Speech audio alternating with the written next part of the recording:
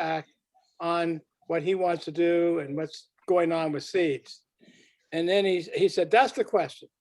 And then the next thing was, but I want everybody, because a lot of people I'm bringing to this might not necessarily know each other.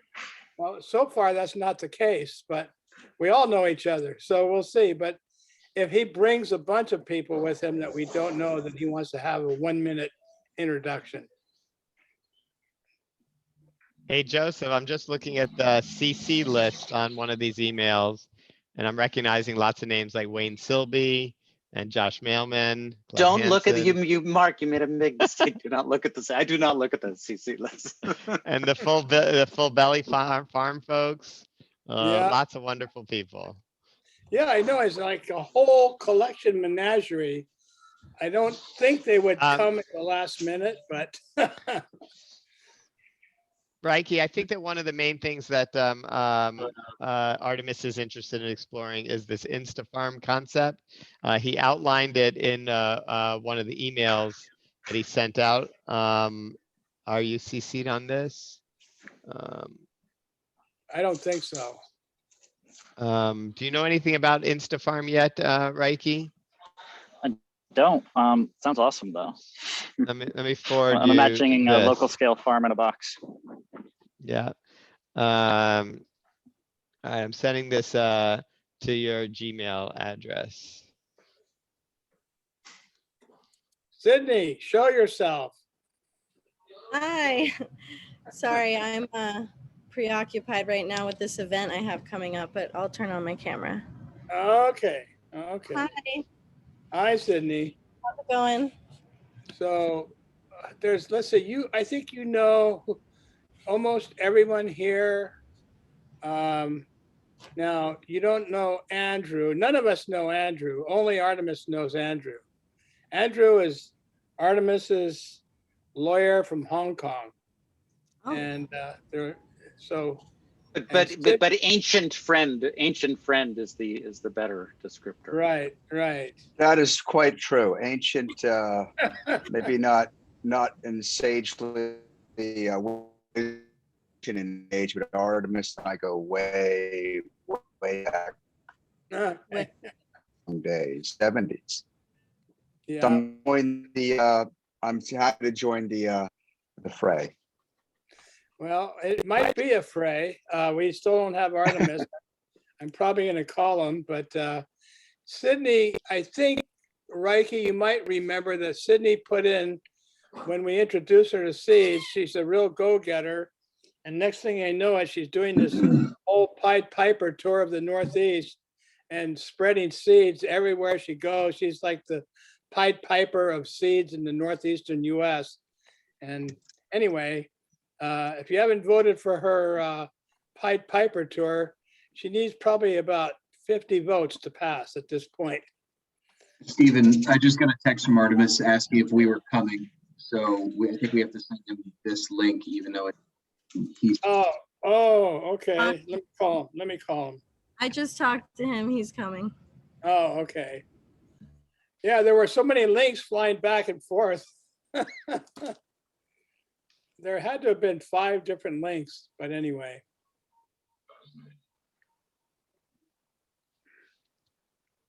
How long have you been in Hong Kong, Andrew?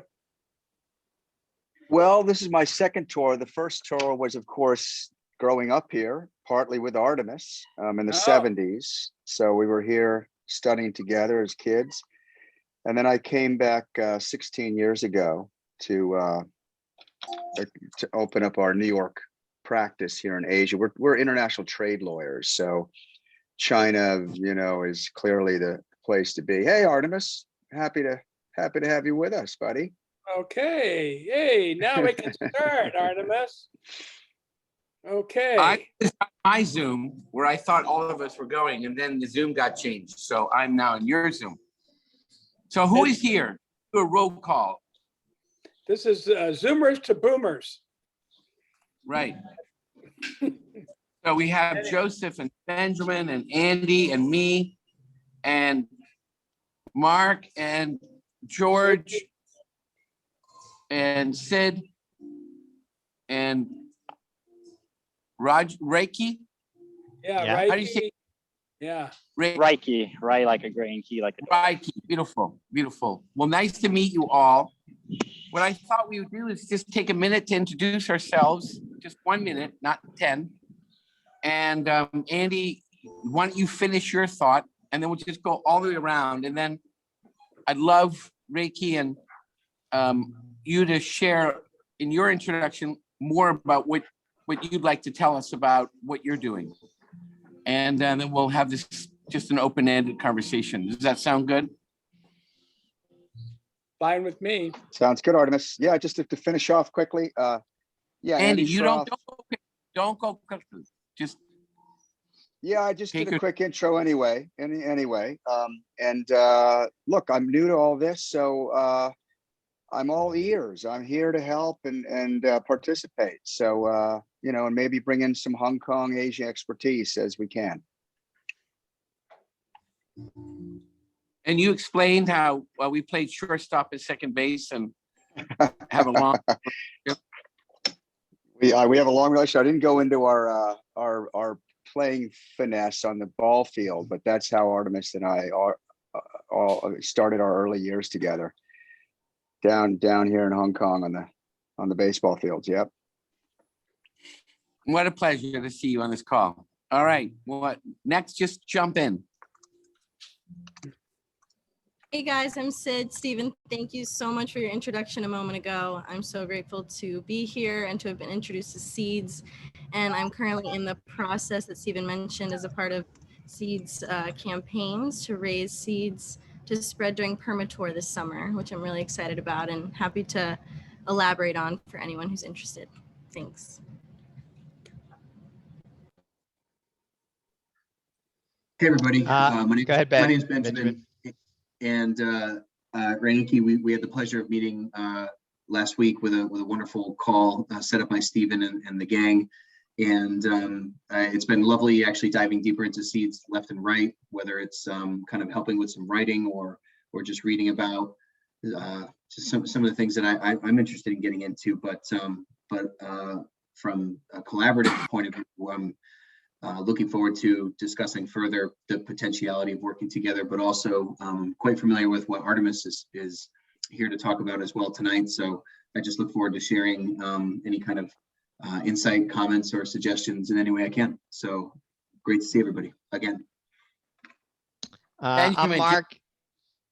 Wait a sec, Benjamin, for Andy's benefit, explain what you do. So Benjamin is a world-class blockchain payment ledger system that will change everything. Go ahead, Benjamin. Okay. Just one more. Yeah, so very briefly, I have experience in building out centralized and decentralized peer-to-peer payment systems. And specific to the interest of the parties involved, I took the best facets of the blockchain and applied it to a centralized payment system, thus allowing us to have like instant settlements and bank compliance, which is going to be a wonderful fiat onboarding ramp to decentralized systems. So like blockchain 2.0. So whether it's NFTs or cryptos that aren't on exchanges or people that want to exchange fiat out into different decentralized systems, this is going to be a real nice, almost like mini exchange without having to go to those exchanges. So so yeah, there's a bunch of work in that arena I'd love to share with you. Absolutely I exciting stuff. I just want to say that he's got 6 patents pending. I've looked at his company in detail, been working with him. I'm very, very impressed with not only the potential, the huge upside with his company, which is going to launch its product by around the end of the year. It's going to be a major win. And it's going to eliminate the payment bite that banks take from the pay at the source, at the grocery store, retail, all those little bites that they all take all the way until the payment to the final processor. Those are all going to be eliminated by his technology. And we want to bring that into our SEEDS passport because it's essential for us as well. So he's sitting on a gold mine, in my opinion. I'm Mark. I'm in North Carolina. My background's as a mathematician and technologist in the financial markets. I also have a small veganic farm here in North Carolina. And I met SEEDS last summer, and I've become very involved and interested in how the whole structure works. And I'm also very interested in weaving Benjamin's technology into the economics of how SEEDS interact with fiat. And I'll pass it over to you, George. Thank you. I'm part of SEEDS and look forward to collaborating with everybody. My background is in real estate and disaster preparedness and risk. And also I'm on the board of the Buckminster Fuller Institute and pretty much try and get the world working, as he said, to make the world work for 100% of humanity in the shortest possible time through spontaneous cooperation without ecological offense or the disadvantage of anyone. And changing all the systems that need to be shifting to regenerative processes in order to do that. And I'll shift it over to Joseph. Hi, I'm Joseph Steig. I met Artemis long ago but not as long as Andy, but long ago in Hampshire College, where we both went to school. Known and worked with Artemis ever since then. I have recently moved back home to Vancouver, Canada, and I principally work as CFO or COO or entrepreneurship coach for companies in ag tech and clean tech. I run accelerator programs in that category. And I'm also specifically supporting a large biochar project in New England and a couple of other projects like that. But most excited about what role I might be able to play with SEEDS / Instafarm in Canada, perhaps, and beyond. And okay, so I'm Stephen Gomes, and I've known Artemis since 1988. And at that point, he was just starting SVN, the Social Venture Network. And I was very excited in those days about the potential of conscious investing. But I was working in the belly of the beast with Bechtel Corporation. And then I became a CEO of a Silicon Valley company, which I ran for 3 years, which was doing basically high-tech strategic alliances between all the federal research laboratory technology and the public sector through universities and the private sector for commercial technical development. And I took that company from 800,000 a year in deal volume to 160 million in 3 years. Learned a lot about strategic alliances. Our method of strategic alliances became considered by Accenture to be the best thought leadership in the world. They hired us to teach all their 54,000 people in our methods of strategic alliances. And that was quite an interesting endeavor. And then I just decided to go off on my own and been doing a lot of strategic alliance work. I'm also an MBA professor. I worked for Howard Hughes for 3 years. I was in charge of an $800 million project when I was 22 years old for Howard Hughes. I worked directly for him. I was the youngest pilot in the United States. So far, I've worked in 110 countries and all over the world, basically. Been to China 25 times, lived in Hong Kong. I've lived all over the place. But I'm really super excited about SEEDS. And I'm going to pass this on to you, Reiki, because I think you should say a little bit about SEEDS, your vision, how it started, what it is, what the do is, a little bit about that to give Andy and some others some background. Everybody else here knows it, but I think Andy doesn't. So maybe you could address it to him.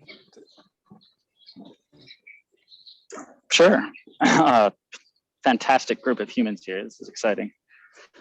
About a little tiny intro of myself. About 10 years ago, I had a near-death experience in the US military.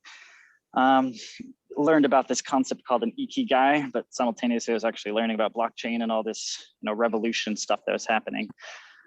So at that point, I just kind of committed to living in the new paradigm, whatever that meant, like fully serving my ikigai, what that entailed, and letting it unfold in front of me. That led me on a weird journey of intentional communities and permaculture, and how do we grow villages and create better spaces to actually raise our kids in. So I'm married, my wife and I have been looking at having children, and our current state of global affairs is not a situation we'd like to bring children into. So that's been, our driving force for this last decade is, how do we create a world worthy to bring children into? So that's what kind of drives me. My biggest passions are around food and ecology and the interrelationship between plants and the rest of life, and how we can communicate with them and actually have a relationship with them. I think that's just an incredibly activating space of my world. So I spend a lot of time in that. Well, I did up until getting completely engrossed in seeds. So seeds kind of came about as a deeper exploration. So we thought the solution was build villages, but it's like, okay, well, if we build a village, it's kind of like an island on its own. Like, yeah, maybe we survive, but if the rest of the world is going down, it doesn't really have a real impact. So we had to keep digging deeper. So I went from trying to start an intentional community to studying them. Like, okay, how do people actually come together to steward common assets and make decisions together? So it was about a 3-year exploration into what works, what doesn't work, and building out a model of, some of the best practices that intentional communities have put together to succeed. And some of these same principles apply to, any group of people coming together, whether it's a startup, a community, or whatever. So after, working through that blueprint and starting some intentional communities with it, it kind of emerged when someone, again, my passion is food. Someone came to me with this idea of a peer-to-peer food platform. Like, grow food, not lawns, cook food out of your houses, sell it to your neighbors, people get home cooked local meals, we can make it cheaper, faster, better. It's like, awesome. But these platforms typically fail when they're charging fees. If I look at my app and it's like, Bob, my neighbor's selling a pie, I'm gonna walk over and say, hey, Bob, here's $5, let me have your pie. I'm not gonna use the platform if it's charging fees. So a lot of these platforms have tried to get started and they just don't get the network effects, they don't scale well. So that was my, original response to him. As I kind of mentioned, just super briefly, I fell in love with Bitcoin back in about 2011 because I was learning about the, the financial system, how it works, how it's used to essentially enslave humanity, for lack of a better term, right now. So I was more into Bitcoin for the revolution aspects, but the more I got into it, the more I realized it wasn't the problem, because it was a revolution. It was revolving. It still contained a lot of the faults of our current system. It wasted resources, it concentrated wealth. It wasn't able to actually scale coordination to solve our challenges. So yeah, it's better than the dollar, but it doesn't really solve our problems. So I got into it, dove really deep, started mining it in the early days, but ended up backing out as I didn't see it as a solution. It wasn't until around 2016 when Ethereum came out. So this is like blockchain layer 2, or the evolution, or second evolution rather, of blockchain, where it's like, hey, we can have smart contracts. We can start programming our financial systems. And that's when things started getting really interesting, because it's like, oh, well, we don't have to just have the economic policy of Bitcoin that just concentrates wealth and wastes resources. We can design new policies. Well, this is really fascinating. And now we're in actually generation 3 of blockchain, where we're talking about governance. So, this Cambrian explosion that we're experiencing right now is, much more than just creating a new financial system. We're talking about creating new financial, economic governance systems. So really what we're seeing is it's like nation states are coming to the open market. So that's what's, really, really started engrossing me. So when he came to me with this problem, like, hey, I've got this peer-to-peer food platform, it sat with me for about a month, talked to some other people about it. And ultimately this idea came, it's like, well, if we build a new financial system based on a local food system, then we could subsidize these, peer-to-peer food interactions, and we can make them cheaper than all the alternatives. Imagine if the Federal Reserve decided to start subsidizing local food. I think it should, it's not. What if it did? So that was what, started off Seeds in the early days, was a peer-to-peer, better than free local food platform. So once we started figuring out the economics of how to do that, like, well, this works for way more than just food. Sure, food is the foundation, but this could serve for any type of, new type of financial and economic system. And as that exploration kept going, we started building it. We're like, oh wait, now we got to figure out how to govern it. So then the whole idea of like decentralized governance started opening up, and that was another 2-year exploration that we're just getting into. So that's what you see SEEDS today. It's the culmination of about 5 years of design, development, and building of a new economic and governance system. So for the last year and a half, we've been testing it with the community and iterating on it, improving it. Members are coming together and voting and working together to determine how to distribute resources and value amongst each other. And the experiment's underway. Still think we have a lot of ways to go. Stephen mentioned this concept of a do. It's our version of a DAO. I don't know if any of you have heard of that, but a DAO is this autonomous organization that exists nowhere but everywhere. So this is how we actually organized the core team that was building SEEDS. So this group was coming together, building this open source software that's owned by no one. We're like, well, how do we organize ourselves? And ultimately, we landed on this concept called the do. We call it HIFA. I know I'm delivering a lot of information, just bear with me. HIFA is the hairs on the mycelial network that connect a thriving ecosystem. So the mycelial network's like the internet of ecosystems. Trees can send resources through this mycelial network to other trees in a healthy forest. And it's just incredible neural network that all the plants and animals and species within the forest can tap into to communicate and share information and resources amongst each other. So that was our concept with HIFA. It's like, well, how do we be that infrastructure, not the entirety of it, but one aspect of it that's creating infrastructure that allows this movement to connect. So that's been our focus. And we've been building this thing called a do that allows organizations to come together with no bank account, start making decisions, stewarding common assets, and building new ways of organizing and coordinating at scale. And we've been living and working in that for the last 2 years or so. And we've distributed north of, I think 20 million if we're considering our own, equity in this worth of assets over the last 2 years, and we've never had a bank account. So all 100+ of our members that have taken pay from HIFA have had to do it entirely in the new paradigm, accepting cryptocurrency, figuring out how to convert that to their local currency and going about what they need to do. So it's been another exciting exploration there. So that kind of leads us to today. I know that was a lot, so maybe I'll pause if there's any questions on anything I just covered before I keep going.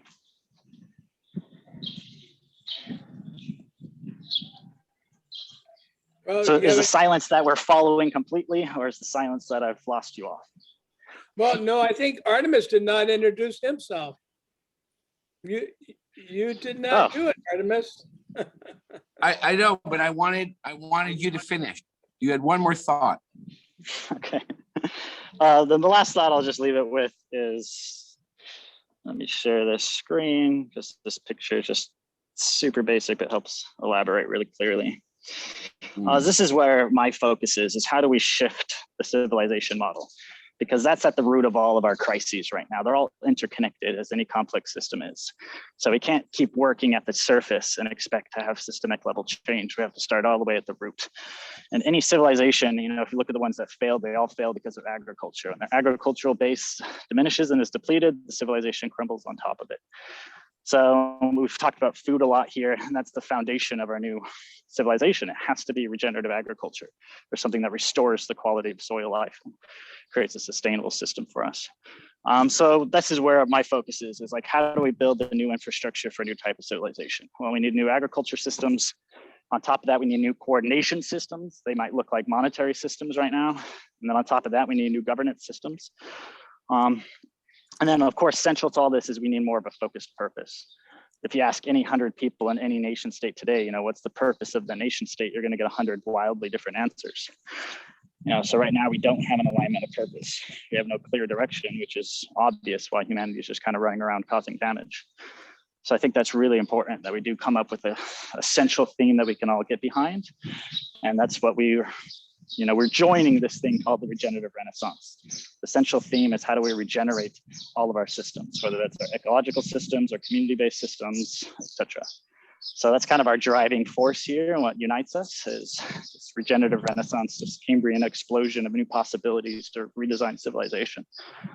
So anyway, I'll leave it with that thought, and I will stop here.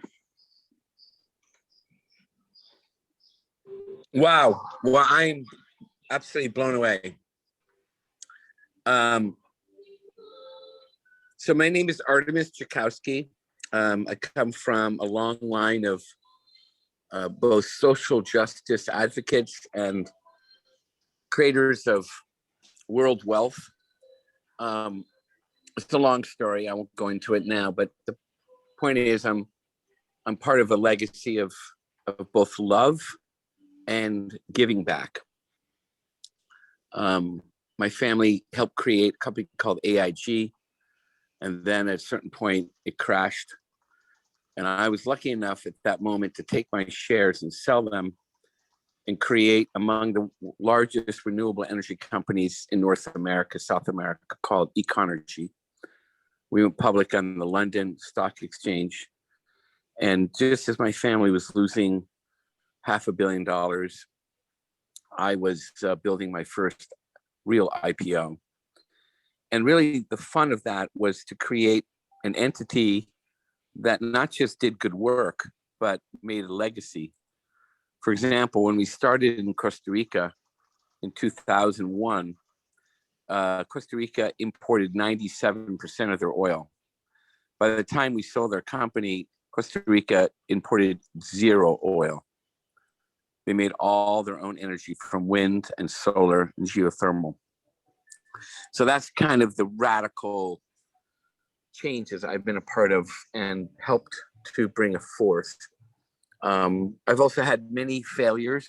I've learned more than I could imagine growing fish in a fish farming system that lost half my family money at a certain point, but I learned so much about investment and how much you invest and how do you prove what you're doing. And now I'm involved with largely internet companies or regenerative food companies. And the vision of this conversation was to meet you all and discuss my newest venture with my daughter called Instafarm. Instafarm will be the first roll-up, as Whole Foods did a roll-up of natural food stores. We will create a worldwide roll-up of farms. And these farms will be owned into a public company on the Toronto Stock Exchange. Could be Hong Kong Stock Exchange as well, given my Hong Kong predilections. But the idea is that we would raise not money for this roll-up, but we would use seeds. And we would use seeds to buy the farms. So seeds would become involved in owning of the farms, but in also giving the farmer the currency to do what he needs to do, what she needs to do. Now, the vision isn't to buy the whole farm. It's kind of walk until you run. So the idea is you buy 25% of the farm, they give you 25%, you exchange, and then you build greater and greater cash flow together. And then over time, there's integration of all kinds of networks. And I don't know if you guys know about our IPO today that we were promoting and part of, called Spud. Do you both know about Spud? No, I think you should say something to Reiki about Spud, which is, what is that? Something special, urban delivery. I forget what the acronym stands for, but it's the Canada's oldest and largest instant delivery to organic food, locally grown organic food to direct to customers. And they just went to IPO just like in the last couple of days. Today, $4 a share. It started out and it's at $7 at the end of today. Anyway, the point is, I'm also part of an investment group that invested in Coinbase. So I'm very involved in that aspect of the crypto conversation of Bitcoin and all that. But I have to say, of all the things that I've enjoyed the most is not just joining SEEDS, but also spreading the idea of democracy that SEEDS is. For me, SEEDS is the liberation of the human spirit. And I would never want to create another company that just made money for the sake of making money ever again. I want to make money for the sake of the whole, for the sake of healing the earth together. Not in a patronizing view of nature, but in a what I call social ecology relationship where our society is mimicking the ecology and how we connect and relate, like webs. And so what I love about Seeds is that I think it gives me, if you permit me, to actually finance the greatest IPO roll up in world history, because we will literally acquire every farm over time. And the farmer will want to be acquired because farmers, as much as they are kind of Ayn Rand characters who are individualists, they're way too isolated. They only have one stock. What we're going to allow them to do is own many, many stocks, but also be mentors in this farming system. And to not compete with the other farmers, but to collaborate. And the vision is that you're looking at your iPhone at 9 o'clock in the morning and say, you know, I'm going to make a tomato sauce tonight. What are the tomatoes I can buy from different farms? And you go online and say, oh yeah, I could take those tomatoes. And then I like those other tomatoes too. And you put it in the order, and by 4 o'clock every day, a food truck comes to your home, in every home. And that's the movable feast, in a sense, the movable feast. Anyway, the most exciting thing to me is the crypto, because when you have blockchain, you have provenance with food. But more importantly, when you have the crypto, you enable the transaction without having to deal with taxes, cash, transaction fees. And Andy, when you think about crypto from Hong Kong standpoint and what's going on in China, it's an extraordinary thing. So I'll say one more thing. I grew up in AIG, and my father in AIG created a division called the Socialist Division Company.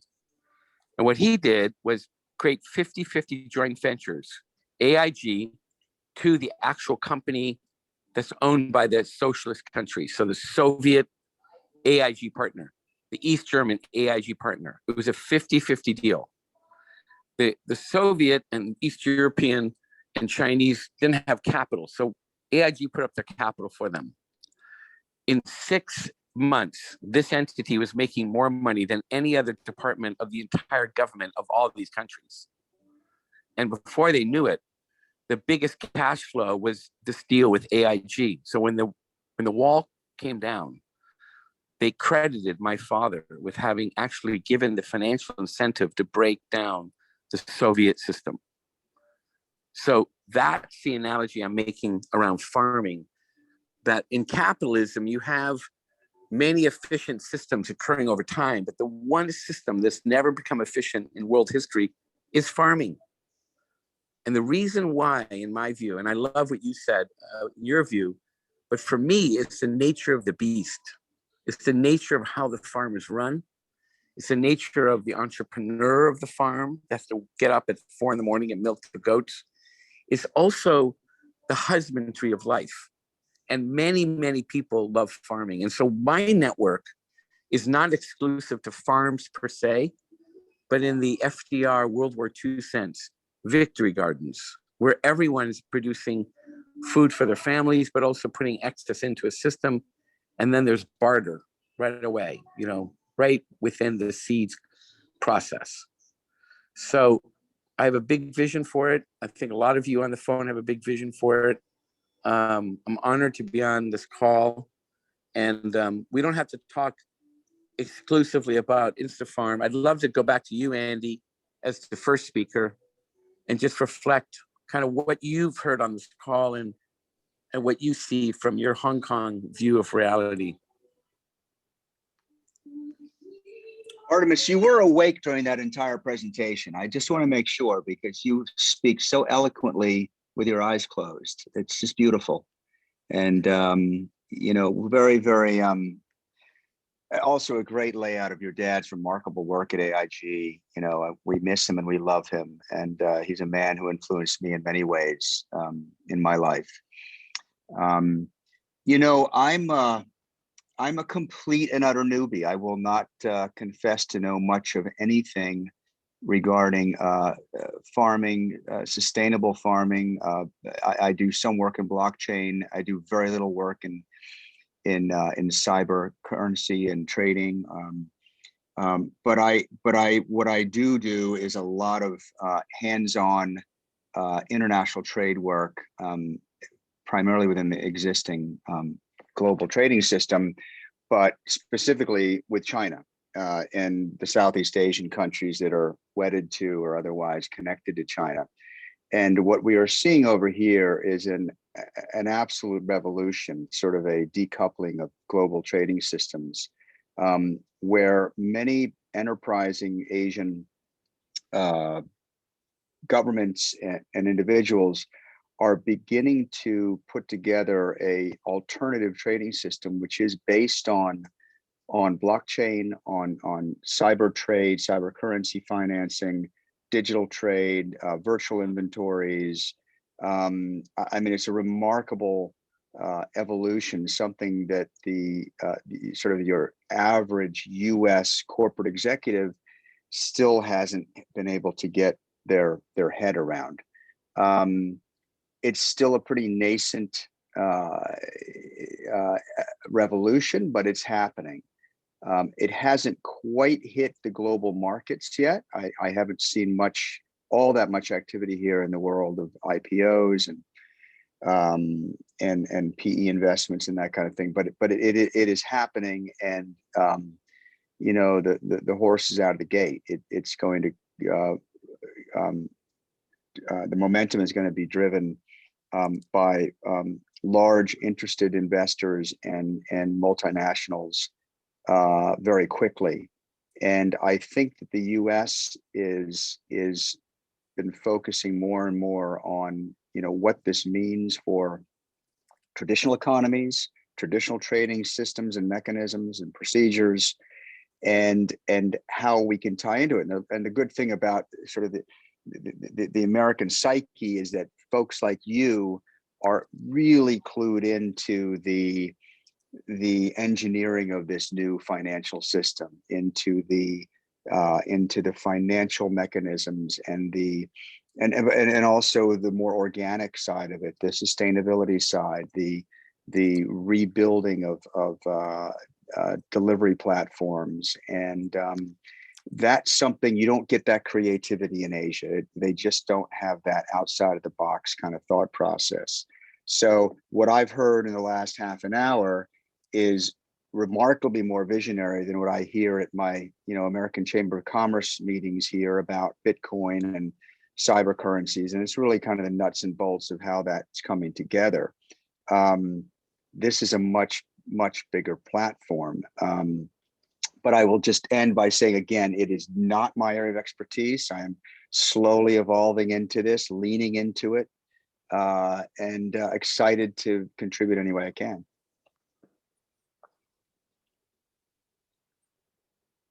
Well, I do want to step in here and say one thing, Andrew. This is our first iteration of our mobile application for SEEDS. And this is imminently going to go to our next iteration, but already we have it working pretty well, but the next iteration is going to work even much better.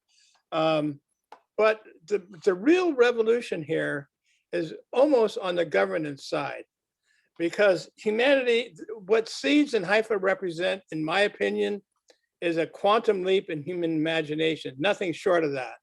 And why is that? Because we basically have all grown up in top-down organizations, vertical integration, command control structures, and it's been attributed to male dominance and male this and male that. The fact is, it's not necessarily about being male at all.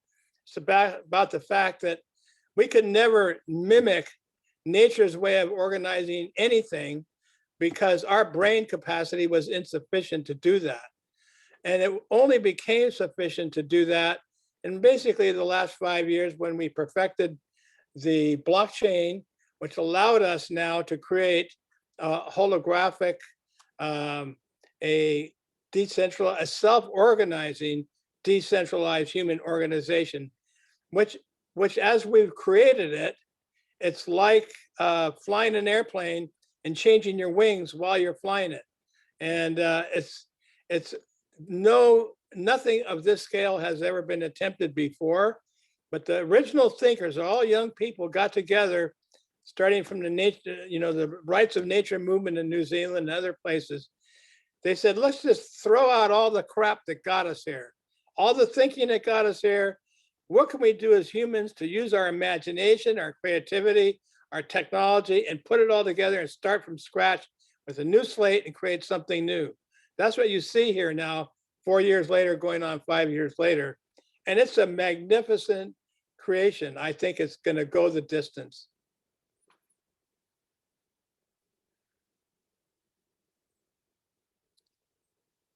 Anyway, Mark, I'd like Mark to share with Andy what we're doing with Spud, and by that virtue, you'll also learn it, both of you, Ronnie, and let's talk a little bit about the practical applications of this in this context that we all know.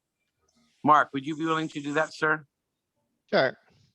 So to bring things a little bit more practical and what exists today, Andy, is the SEEDS ecosystem was launched in December of 2019. So it's been around for a year and a half. And what this allows is anybody that has a phone, can create a SEEDS account.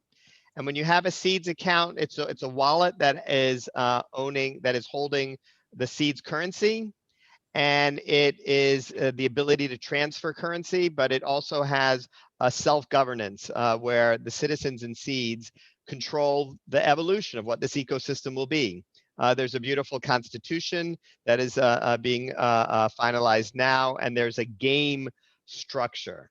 And the new version of the passport that's coming out momentarily that Stephen mentioned will really welcome people into the game in a profound way as people arrive with their unique gifts and their unique talents, and they find their tribe and their kind of reason for being inside this community. On a practical level, if I have 10 seeds and I want to send them to you, I press a button and the seeds are on their way to you. And it takes a fraction of a second, and your account now has those seeds in it. There was no transaction fee. It crossed national borders. It did all of that kind of stuff effortlessly. The SEEDS blockchain cryptocurrency exists on top of a blockchain based called Telos, based on the EOSIO. And this is an environmentally very efficient blockchain, very fast and very scalable. We like to talk about the transactions in SEEDS as being better than free. And what we mean by that requires us to have a little bit of a conversation about how seeds are created. So it is true that if I'm a farmer and I sell, the farmer's market, $1,000 of tomatoes today, I would have a whole bunch of seeds in my account. And if people are used to coming up and doing things with credit cards or a quick online thing, usually I'm losing 2-3% to just the whole friction of the system, especially nowadays where everybody is quite used to using their Visa cards for everything. If the commerce took place at the farmer's market completely in seeds, then I don't lose that 2 or 3%. So it's already better than that. But as I am now part of the SEEDS ecosystem, in this case, I am selling tomatoes, that we can watch everything that's happening in the SEEDS ecosystem is on the blockchain, fully transparent. And so the economic systems built into SEEDS can witness the circulation of seeds around the world, where they're going, how they're flowing around. And the idea is that when new seeds need to come into existence because the economy is growing, and we need to create new seeds, where do they go? In the US dollar, when they want to create new currency because they feel like they need to inject into the system, the new currency goes through central banks, out through debt-based lending, winds up in Wall Street. It goes through all of these structures that are in place for a fiat currency, a national currency system. In seeds, when we create these new seeds that need to be distributed out, a portion of them go devoted to what we would call like a community foundation or a community bank. in every community that's using seeds, there would be an allocation of the new seeds that are created to fill up the whole ecosystem for the benefit of that community. It also, a portion of this these new seeds go directly into the accounts of the farmer or the artisan that is using seeds in a circulatory manner. And so the goal of the seeds currency is to actually be a support for all of this kind of economic activity, both local pilots, local activity in a community, but also global with the way that all the digital things happen in the world. So Artemis introduced us to the company Spud in Canada, which is a farm to food delivery system. And you may know about it already. And I only know a tiny bit from a few conversations, but they flow they have an enormous vision of trust and integrity, and that is their primary asset in some sense. They represent a pathway for the farms and the processors of non-GMO, high quality, sustainable agriculture practices to get to the communities through actual delivery, trucks bringing the food from point A to point B. And everywhere through that whole chain, there are credit cards. And those credit cards create friction everywhere in that entire system. And the idea is that seeds becomes a tool for them to welcome in the philosophy of seeds and what seeds represents as an ecosystem into their ecosystem because of a very strong alignment of values and purpose and passion. And so we've had some initial conversations that Artemis set up just as they were going into their IPO. Artemis wanted them to issue an additional tranche of IPO shares where they would be issuing shares and they would be receiving seeds. And so they would be demonstrating their commitment to seeds. Oh, that's a picture of their delivery produce. They would be demonstrating their commitment to seeds as a currency of choice in the same way that Tesla chooses Bitcoin to be part of their treasury. And so there's all kinds of visionary ideas in the relationship of seeds, the ecosystem with Spud that Artemis has put forward, and that process is continuing. So that kind of speaks to what the seeds ecosystem is and how it's evolving. We have pilot projects now in Ecuador, in Bali, in Ibiza. We've got one that I just am starting in North Carolina, and to really start distributing seeds widely. I'll also mention one additional thing. I mentioned that as new seeds are created because the ecosystem needs additional currency to circulate, to maintain its stability. The seeds currency is intended to be an honest global currency that does not have an embedded inflation as national currencies and doesn't have the central bank fiat capability. Instead, seeds is intended to be stable against a concept of purchasing power through supply and demand of the currency itself.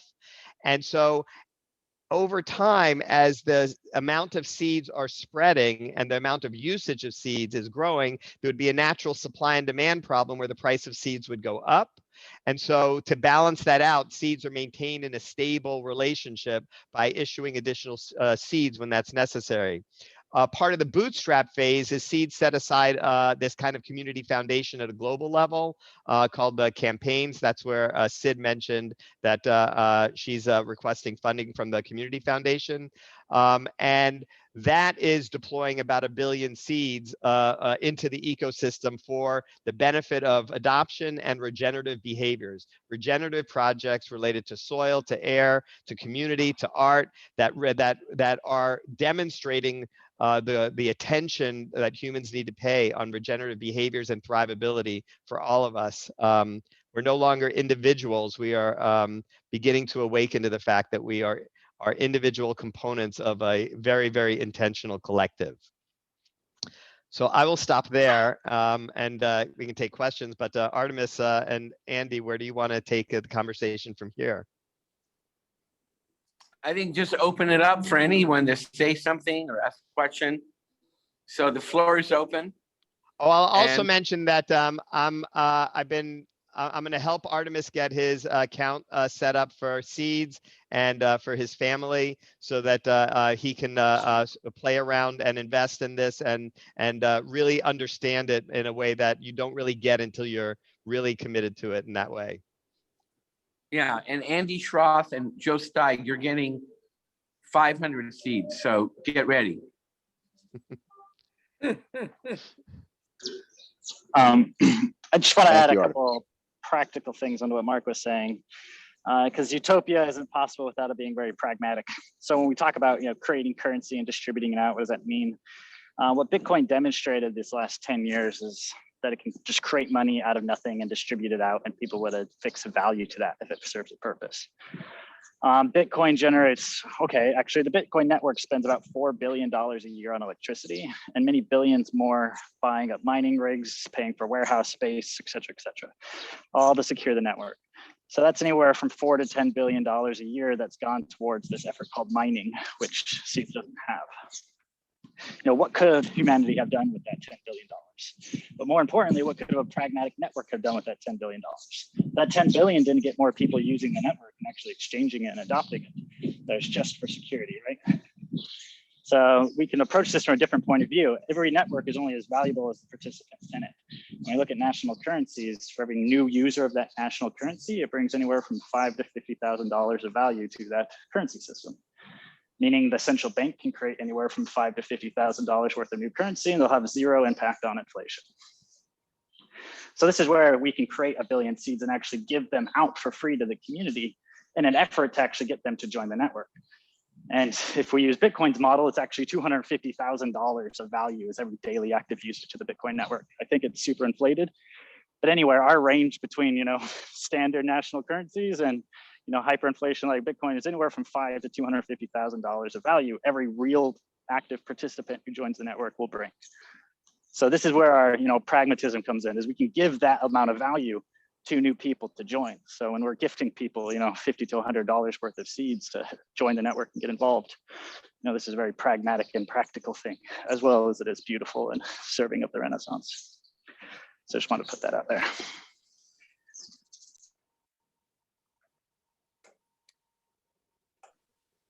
There may have been a lot, but anyway, I'll stop. I think the key here is the environment and what we're seeing happen to the ecosystem. And it's key that we do everything we can at this moment as the planet's flatlining and bleeding out to regenerate the environment. We're losing biodiversity every day, and how we bring that back and what we do at this moment is going to be the building blocks of the future. And it's something that Buckminster Fuller taught us about systems thinking in a very unique way. And this is a time for us not only to share information, but to share quality information. Why have we gone from the horse and buggy to Formula One cars, and from the Wright brothers to exploring space? It's because we allowed our creativity and our engineering skills and our material science and the best of our thinking to be collaboratively shared around the planet. When there was a failure, we went around and we documented that failure. We learned from it. We changed the codes. We need to have a code for taking care of the planet, because the soil is the health of the planet. That's the health of the plants. That's our health. The biome of the soil speaks to the biome in the plants, speaks to the biome in our gut. And through farming, responsibly done and in a regenerative way, you're absolutely right, Artemis, and everyone on this call. That is the way to restore the planet. And then money, we have to look at the whole history of money. We have to also look at the history of land ownership. And we had this thing called the doctrine of discovery, where the Pope in the 1400s gave rights for the explorers to take the land that they found, and then displace the people and either kill them or subjugate them. So this is, there's a lot of baggage that we come with that we can repair with the beautiful system of seeds. And, you know, I look forward to working with everybody to do that. This is an incredible time to be alive, and our biggest risk is to think too small.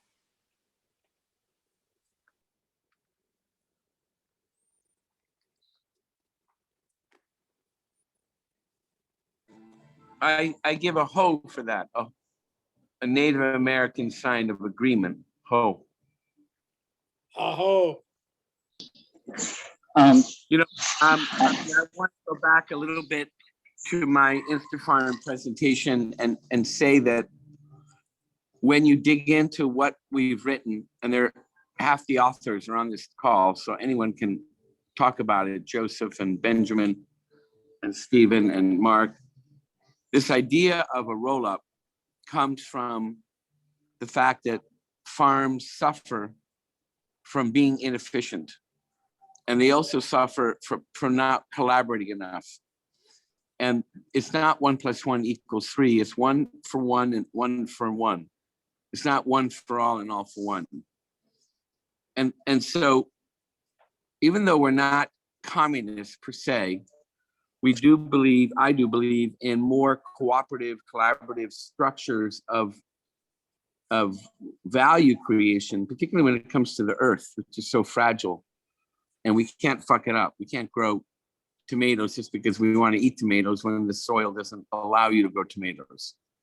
Like there's a social contract as a farmer that you need to actually do a good job and produce food.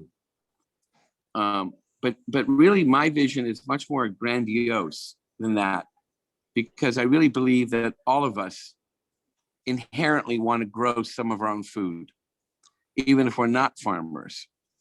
And that by doing that, we enter into the seeds conversation because we're interested in how to exchange through seeds what we do and what we grow. And we haven't really talked about this aspect of what the actual business exchange will be between a customer ordering tomatoes on a line and paying for that with seeds.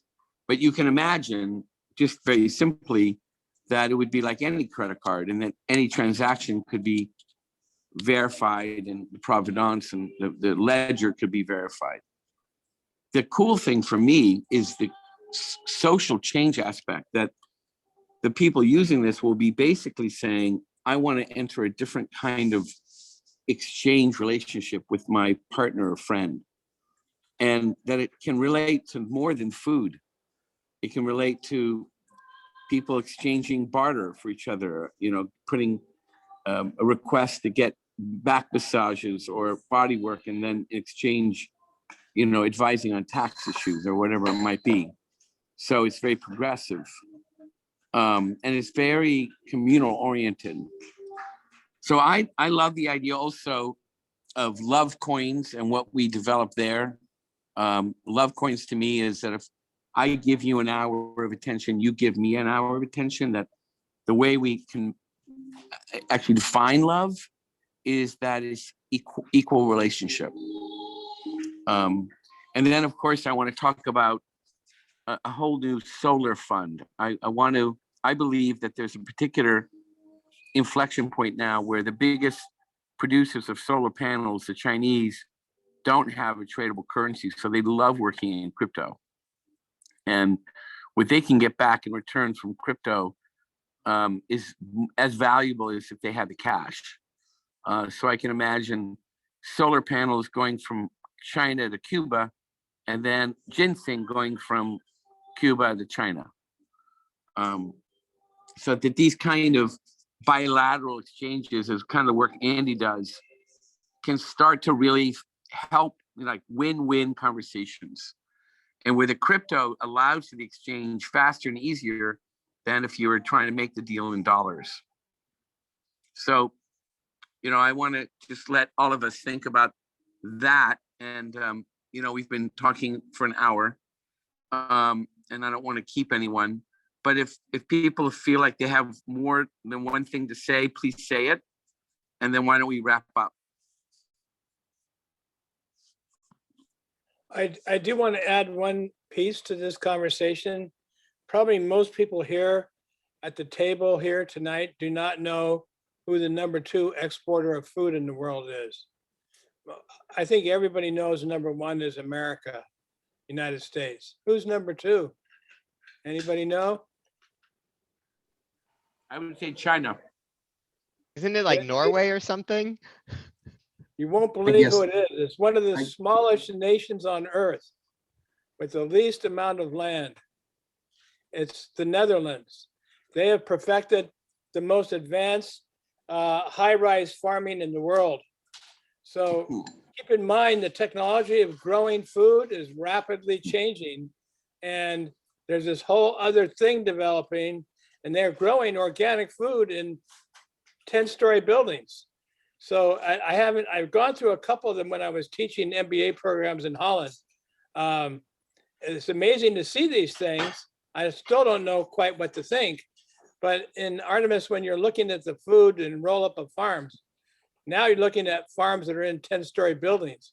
And I don't quite know what that looks like. But anyway, that's another piece of the equation. Well, in Cuba, when the Soviets left, there was no more food. So in Havana today, there are over 5,000 organic farms. Yeah. So it happens, you know, we've got to, you know, there's a part of our development where we're not always thinking, as Native Americans talked about, 7 generations, Right. how we're gonna live on the earth, you know. There is one other thing. As we started this conversation, and the whole thing started with the idea of what is the next big thing from your point of view, Raiki, financially, that SEEDS and HIFA need to keep the movement growing at the rate it's growing. And one idea that was suggested is that we need enough seeds in circulation to keep the growth rate where we'd like it. And at the same time, we need enough available fiat in order to create the liquidity that we need to facilitate all that. So I'm wondering, from your point of view, Raiki, what is the thing that you see is most critical to the next year of the trajectory for SEEDS and HIFA? Yeah, I'll answer that, and I'll pair this in with my checkout too. I think the next biggest thing is Instafarm, sorry. And I mean that because the next biggest thing is to give that foundation where SEEDS economy could be based off of, and that's local food. And I think, you know, food is the Archimedes lever of the Renaissance, because like people eating healthier, that changes how we think, gives us more energy, gives us more clarity of thought. So as people can start actually eating healthier and localized food that's grown in their bioregions. So it knows the pathogens that are in that area, the different infections that are harming people, it's defending against those. So people become healthier, and we see cancer rates and everything start going down. So I think starting with food makes the absolute most sense. And I tend to focus myself on what are those, you know, leverage points. I think it is food. I think it is, you know, Instafarm or something, and many things like it that we're already supporting. And I would love to be part of the team getting Instafarm out there. You know, we had our idea of light food. That was our initial, you know, peer-to-peer local food system that's tracking, you know, demand for certain foods to give farmers better information. Because when we have it all in the shared ledger, we could say, oh, okay, these are the demand for potatoes for all across the farms. We could see and project out that there's a, you know, a drop in demand or a drop in potential supply. So then when a small scale gardener, you know, shows up to this, they can actually look and say, oh, well, if I grow these crops, I know they're going to get bought in the future, you know, so we can get better information. Anyway, long story short, I'd love to dive in, do Instafarm, you know, provide the tools that we're, you know, creating right now with HIFA and SEEDS, so that we can create that global co-op. So instead of farmers, you know, selling out to this multinational or something, it's rather they're buying in to a global co-op where they're going to get way more value, way more support, and be part of this renaissance. So then, you know, they can keep their Ayn Rand ideals and bring them into this, because Ayn Rand only existed in a paradigm where this wasn't possible. So I think Right. she would maybe change her mind with this new potential. But yeah, I'll stop there. But she wasn't a farmer. We know that. Yeah. But Yeah. I love that. And can I ask you a question? In this IPO conversation with Spud, is there a way that we could have funded part of the IPO with seeds? I mean, in just a conceptual way. Yeah, absolutely. And even holding as a treasury. So Mark talked about stage 2 of seeds, which is the stable phase. But we're in stage 1 of seeds, which is our growth phase. So every biological organism has different protocols that govern its growth of life. A baby in a womb grows exponentially, and the adult stops growing, right? So stage 1 of seeds is when we're actually meant to grow the value of the currency. So people are looking at it as a form of investment right now, even though technically and legally it's not. So seeds started off at a penny. They're up about 4 cents right now. We're not going to go live until seeds hit around 80 cents. So it actually makes sense for part of a treasury. If you believe in this vision, this is something you're behind. It actually makes sense to hold some of your corporate treasury in seeds. They have a little bit more growth potential, I believe, than Bitcoin does. And again, if we are backed by the vision, then it makes a little bit more sense to do that. So that's one side of it. The other side is absolutely, you could accept seeds and sell them shares in exchange, for sure. It's a little bit easier when those shares exist on a blockchain, which is something that we could also do. We can create digital mirrors of those shares and send them to them, where they can maybe claim them back from the company, which I think is an idea that you keep seeing in the crypto space right now, where there's mirrors of traditional stock and decentralized stock options. So yeah, there's a myriad of ways that we can approach this, all of which could be game changing, and I think it makes sense. Every company that's stepping into this space is seeing massive valuations because there's a lot of wealth in the crypto space that's looking to diversify right now. So, I mean, if you've been in the crypto space at all, you just see it's like, it's insane. Dogecoin, a literal, joke of a coin, was worth $40 billion recently with over $4 billion in liquidity a day, like obscene. So yeah, I think there is a good opportunity to step into this with, paradigm changing projects like funding local food and direct some of that wealth towards real projects, because a lot of wealth is looking for places to go. Yeah. I just wanted Beautiful. to mention something, Artemis, if I could. Yeah, I have to go on hold for a minute, but I'll be right back. No, you Cool. go. I'll go. Sweet. No, So I no. just wanted to say, I find it interesting, my background coming into this, because I was very intimidated by Bitcoin. Crypto was not in that world at all until I heard of seeds and the story of seeds. And then I was like, okay, this is worth learning more about. And I really came at it from an angle of being in a difficult place myself when the pandemic hit. I was generating revenue for myself, selling event tickets and event spaces for community events, fundraisers, cannabis friendly, ecstatic dances, educational talks, whatever it was, community-based organizations, et cetera, helping them with their events. And so when I realized I wasn't going to be generating revenue that way, I thought to myself, wouldn't it be nice if I could grow my own food and build my own shelter? And I wonder what people do who don't have a support system and a family to lean on in these times of struggle. So it really got me thinking, and I realized a lot of my friends were in that same plane and were starting to grow their own food, learn about, building with recycled materials, garbage, etc. And now I'm actually working with individuals in my network to build this tour across New England, as well as New York this summer, to actually learn more about growing our own food and managing homesteads and foraging and sustainable construction and a lot of different things. So it's very like a practical manifestation of like using seeds as well, because we're going to be hopefully getting seeds to then share with the hosts, the organizers, the contributors, participants, locals who embark on this journey with us. We're going to be learning and coming together in community to connect with earth and pay tribute to the land and the indigenous people that were there before us, and to also use seeds to trade and exchange for food and building materials and the mushrooms that we pluck off the land. So I'm really excited about that. One other thing I wanted to share is today I had an amazing meeting with Alchemy League, which is a dispensary that I'm helping launch. And I actually met with Kirill from the Donor Advisor Fund. I don't know if you guys know him, but I met him through SEEDS. And he talked to Leah, who's the founder of this dispensary that's about to open 6+ cultivation, manufacturing, retail, and medical and recreational stores, testing facilities, etc. So we're exploring the opportunity of actually tapping into this fund. It involves cryptocurrencies that I want to dig into. So I'm soon going to be actually creating an organizational account for Alchemy League to hopefully get some seeds as well. So it's just interesting to see these worlds merging and the opportunity there. And I'm just super excited to be here and to lean on you experts, because I'm like that, you know, I'm into the story, but I'm definitely new to the technical world of cryptocurrency. If I may throw in 5 cents on this, you know, we've seen like the centralization of many things over the past, I don't know, 50, 60 years, from banking to telecom to grocery stores to brand names, whatever it is.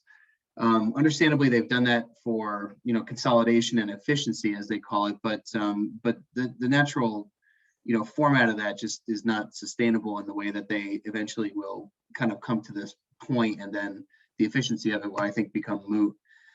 I think there's a function of the way that whether it's Instafarm or it's the mechanics that are currently circulating around farmers markets are expanding, and those networks are expanding locally. But if you do look at what Instafarm is suggesting, there's a component of it that I think is actually going to revitalize the home garden, whether it's the Victory Farm as Artemis makes an analog to, or it's the small to medium farms that are struggling. Just building a centralized yet decentralized. So like across the United States, small farms have been across the world, small farms have been decreasing at a rapid pace. Medium farms are being consolidated up into distribution systems. And but if there actually was a organized, decentralized mechanic to allow a farm, whether it's just me and my literal, you know, small sunroom growing a few things or operating a few things, if I actually had a vehicle to get those into a system that could just generate trade, I would do that just on interest, not necessarily to generate money. But I think this concept actually will revitalize and bring back the smaller farms, because it's something to connect. It falls into the theme of the trend of how the people are waking up. This consciousness is expanding in many areas, and people are seeking out and trying to find their ways to plug into the actual connection that's currently happening around them.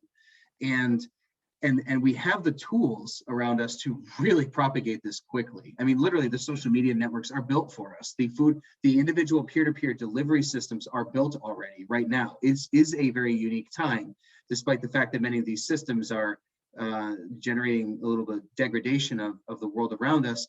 We have the ability to grab those tools and use them to our advantage to actually have them be a part of the regenerative, you know, systems that will be born of this. And, you know, it's not necessarily what somebody creates a technology for in the inception of that and in its first use case. It's usually what people look at that technology and say, you know, I could use that for this. And I see right now the fact that all the tools exist, and this idea of Instafarm, I believe would actually, and pardon the wording, like literally seed in people's minds the thought of like, finally a collective, like something I can actually be a part of, even on the smallest scale. Like my family's farm, we didn't sell anything. We gave away our eggs because we got like 40 a day, and we were 5 people. We just gave them away on the job sites, my father's construction sites, to every contractor and every worker, just that would get dozens every day. And we did that because we would rather do that than sell. We weren't in a position to sell it. But I seriously feel that like the collective is looking for the things that bind us together, and we're gravitating towards them. And something that is just going to be so ubiquitous to the new generations is they're primed. The pump is primed to throw the spark onto them and to connect them in a ways. And this, I believe, is one of the mechanics. And I believe this also will be duplicated. So this will create like a template that will exist across. And we're seeing that already with like Angie's List or with Nextdoor or OfferUp or all these different platforms that are being built to connect people at the community level. We have all of the communication and social media, large and small, that's going to send seeds rapidly through the connected networks and other things that are involved as well, like Instafarm. So this really is the time to combine all of these pieces. It's a matter of just threading all this together and then pulling it into a nice fabric that I believe is going to go across the line. I think another thing that's really important that we have is a hub where we can bring all these solutions together for the planet. Because what we're finding through the Buckminster Fuller Institute and the Walter Monk Foundation for the ocean is that there's not enough knowledge about what's possible on the planet. Am I being heard? Yeah, I heard you. I see that we lost Artemis. Or is it breaking up? Yeah, I think we lost Artemis. And yeah, your picture is frozen. I'll leave and come back on. Yeah. So I don't know how much longer this is going to go, actually. Probably we should conclude this conversation tonight. I will follow up with Artemis and see where this conversation spurs him onto his thinking, and we'll follow up with next possible steps. And Andy, I sent you a chat if you want to follow up with us. We have two of our key people living in Hong Kong. Two of our pioneers live there. I don't know if any of this spurred your interest in learning more, but I'm happy to do that. And I already talked to Artemis. He's already sending you a seeds invitation with some seeds in it so that you can play around with. And Mark and I would be happy to mentor you through the complexities of all this if you're interested. Stephen, thank you. And I'm delighted to meet everyone, and I'm very excited to be sort of welcomed into the tribe here. Again, this is not my area of expertise, but I think I'm pretty well positioned to, once I get through the initial learning curve here, and I've got quite a bit of materials that Artemis has sent me. I got my work cut out, but I am absolutely interested in moving the needle forward here in Asia, meeting your partners in Hong Kong, and the sooner the better. I would like to get involved in a more serious way and bring to the table whatever I can. I mean, Artemis is talking solar panel, alternative energy resources, and our firm represents the entire Chinese solar panel industry. We do all their trade remedy work. I represent the wind tower manufacturers in China, India, and Vietnam. We represent the Chinese shrimp, garlic, honey, and crawfish exporters associations out of China. We do farming. I mean, we are into everything over here, certainly from a trade perspective and a trade facilitation perspective, that maybe somehow we can work this all into this extraordinary, fascinating world of what I just call cyber trade, cyber financing, and maybe start the revolution, kickstart it over here as well. So yes, please involve me as much as you can. And I've got resources here. I've got plenty of staff. I've got people in China. I got people in Vietnam. So I'm here to be a partner. Great, that's good to know. Jacqueline Jin, who is now CEO of Asian Charities, she's one of our early pioneers, and she worked extensively with CITIC, who I know you know.